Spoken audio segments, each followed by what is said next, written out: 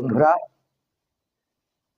শুরু হচ্ছে প্রতিদিনকার অনুষ্ঠান পোয়েম অ্যান্ড পলিটিক্স।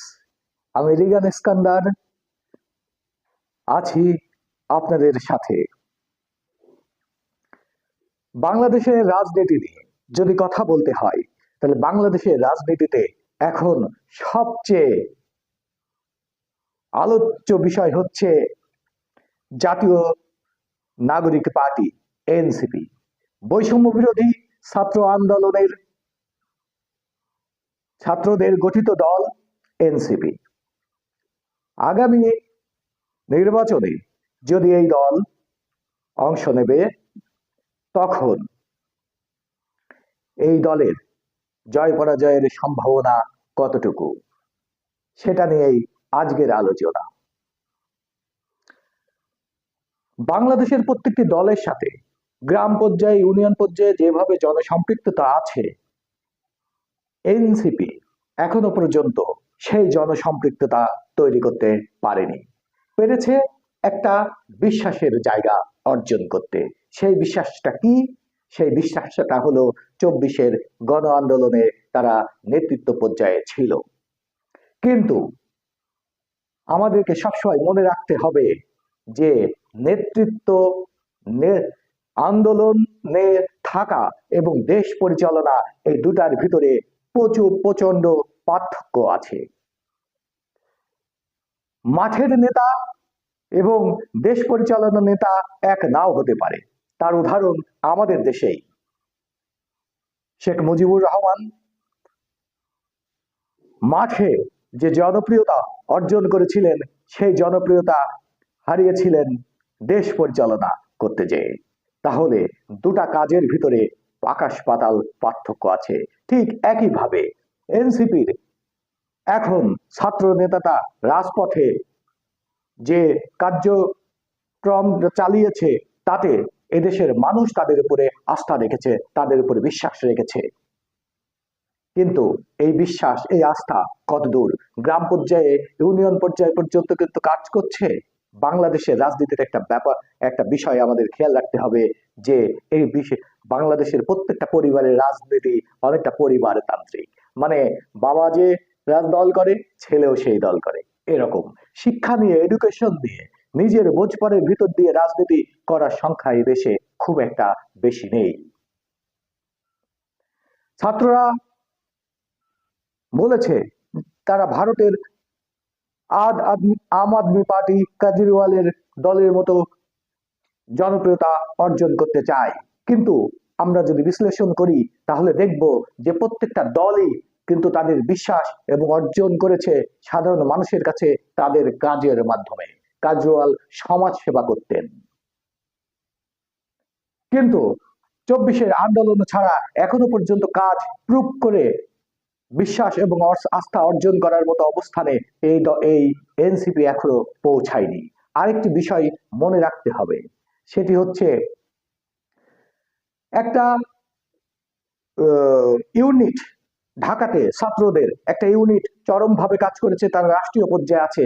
কিন্তু জেলায় জেলায় যে সকল ছাত্রদের হাতে ক্ষমতা তুলে দিচ্ছে দলগুলো, তারা নিতান্তই খুবই তরুণ এবং রাজনৈতিক অভিজ্ঞতা বিবর্জিত। তাহলে সাধারণ মানুষ তাদেরকে কিভাবে নেবে, এই তরুণদেরকে, যাদের পূর্ব কোনো অভিজ্ঞতাও নাই? তাই বলবো যে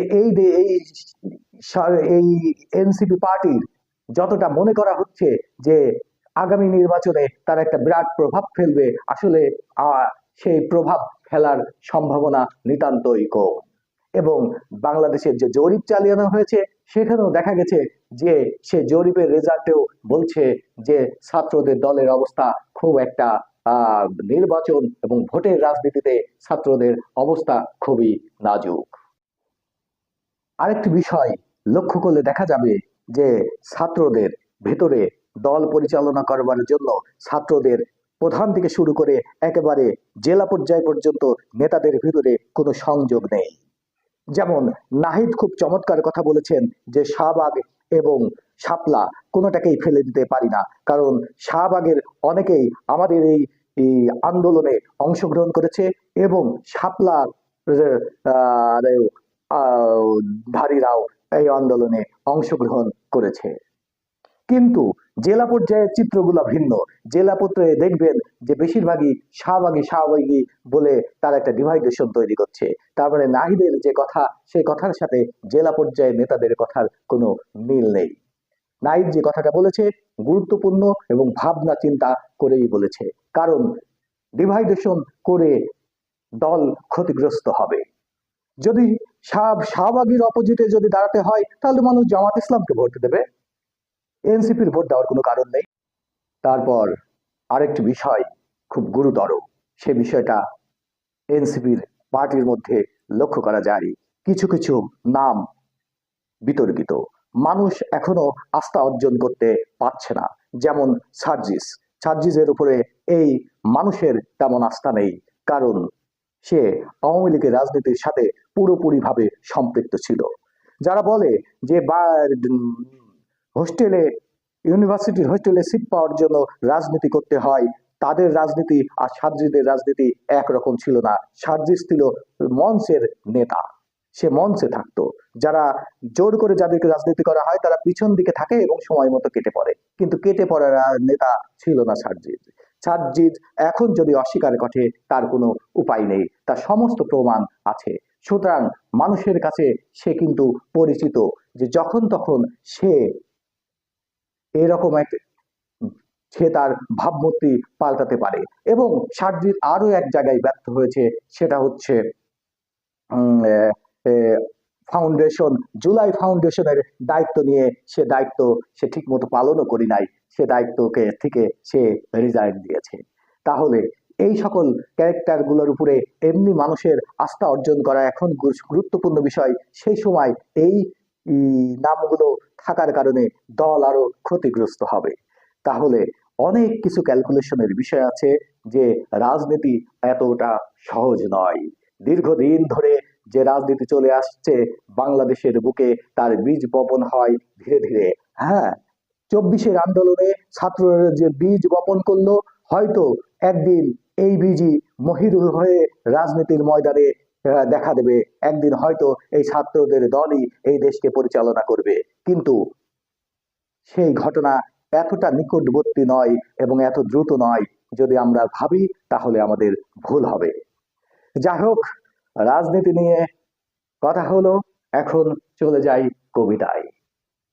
যেহেতু আছি পোয়েম অ্যান্ড পলিটিক্স, যে আমি রিগান ইস্কান্দার।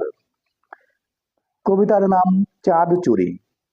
প্রশাসন নড়ে চড়ে বসে, পৌরসভার চাঁদ চুরি হয়ে গেছে রাতের আকাশ থেকে। ঘটনাটা বলি। একদা গভীর রাতে শহরের পথে পথে হেঁটে আমি বাড়িতে পৌঁছাই। সে রাতে আমাকে সঙ্গ দিতে দিতে আমার বাড়ি অবধি পৌঁছে যায় শহরের চাঁদ। ইউনিয়ন পরিষদেও এই নিয়ে আলোচনা চলে। পাড়া অপাড়ায় রটে যায়, বলে কবি তুমি হয়েছ বরবাদ। সুধীবিন্দু জেলা প্রশাসক বরাবর দিয়ে যায় স্মারকলিপি, পৌরপথে কবি খুলেছে নাকি চন্দ্রের কলঙ্ক ছিপি। মামলা হয়, আসে শুনানির দিন। কবিকে প্রশ্ন করে রাষ্ট্রীয় উকিল, আমিও আদালতে মামলা লড়ি, বলি বিচারপতি কবে হলো চাঁদ রাষ্ট্রীয় সম্পত্তি। এখনো চাঁদ চুরি মামলায় কবি কারাগারে, তবুও লোকে মুখে শুনি রাতে অবিরাতে আমার বাড়ির উঠোন আজও নাকি পাহারা দেয় আকাশের চাঁদে। ধন্যবাদ সকলকে, ভালো থাকবেন, সুস্থ থাকবেন। দেখা হবে আবার পোয়েম অ্যান্ড পলিটিক্সে।